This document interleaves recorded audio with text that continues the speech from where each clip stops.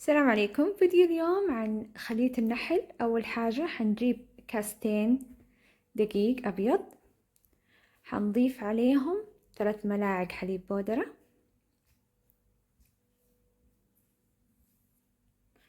حنضيف عليهم ملعقتين كبيرة من السكر،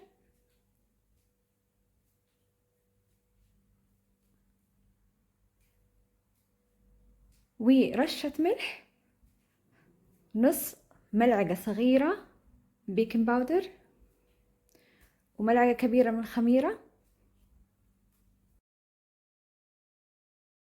حنخلط النواشف مع بعض. حنضيف ربع كاسة زيت ونص كاسة موية دافية، وحنبدأ نعجن المكونات. طبعا الكمية هذه مرة بسيطة، يعني صينية صغيرة أنا عملتها لعدد تقريبا شخصين.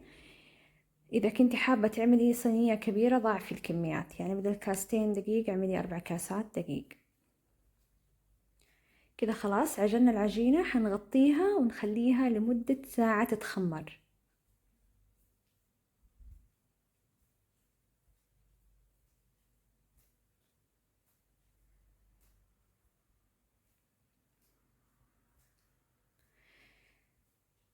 بعد ساعة خلاص اتخمرت، حنبدأ نشكلها على شكل كرات، ونحشيها بأي نوع جبنة انت تفضلي. أنا استخدمت أكثر من نوع، جبنة بيضة، جبنة كاسة، آه، جبنة صفراء، اللي تحبي.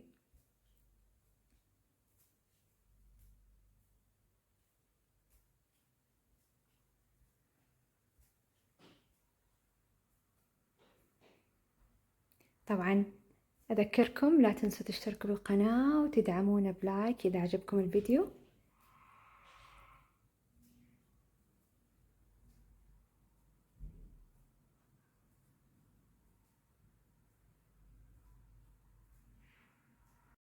حدهن الصينية بشوية زيت، وبعد كده أرص عليها كرات اللي هي خلية النحل، وممكن ترشيها بشوية سمسم أو حبة سودا زي ما تحبي، ودخليها الفرن. حتاخد تقريبا وقت ما بين 20 دقيقة إلى 25 دقيقة. بس كده خلاص استوت معانا، حنضيف عليها الشيرة.